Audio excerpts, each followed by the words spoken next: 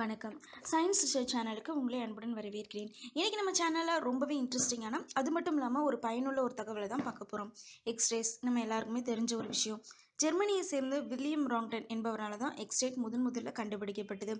உடலின் உட்பகுதியில் ஏற்படுற பாதிப்புகள் கண்டறிவதற்காக இந்த எக்ஸ்ரேஸ் பொதுவாகவே பயன்படுத்துகிறாங்க. மாறிவரும் அறிவியல் உலகத்தில் புதிய வரவாக இருப்பது தான் கலர் எக்ஸ்ரேஸ்.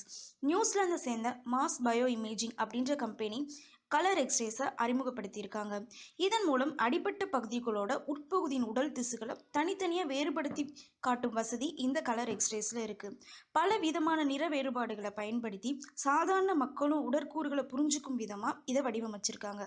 பொதுவான உண்மை என்னன்னா, வெள்ளை நிற எக்ஸ்ரே, சிவப்பு நிற எக்ஸ்ரே அப்படின்னு எதுவுமே கிடையாது. ப்ரோக்ராமர்ஸ் தான் ஒவ்வொரு உடற்பகுதிக்கு ஏற்றவாறு நிற வேறுபாட்டை செட் செய்கிறாங்க. இப்போ நம்ம கலர் எக்ஸ்ரேஸ் பற்றி விரிவாக பார்க்கலாம்.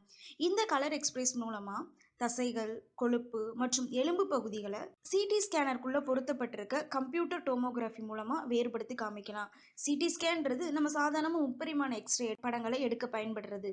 இந்த கம்ப்யூட்டர் டோமோகிராஃபி மூலமாக மனித தசைப்பகுதி வழியாக செல்லும் ஒவ்வொரு எக்ஸ்ரே ஒளிக்கற்றையோட வேவ்லென்த்தை கண்டுபிடிக்கலாம். அந்த வேவ்லென்த் மூலமாக அந்த திசுக்கள் எதனால் ஆனது, அதில் இருக்கும் தனிம பொருட்கள் என்னென்ன அப்படின்றத கண்டுபிடிக்கலாம். அதன் மூலமாக அந்த பகுதியில் இருக்க பாதிப்பை மதிப்பிட முடியும்.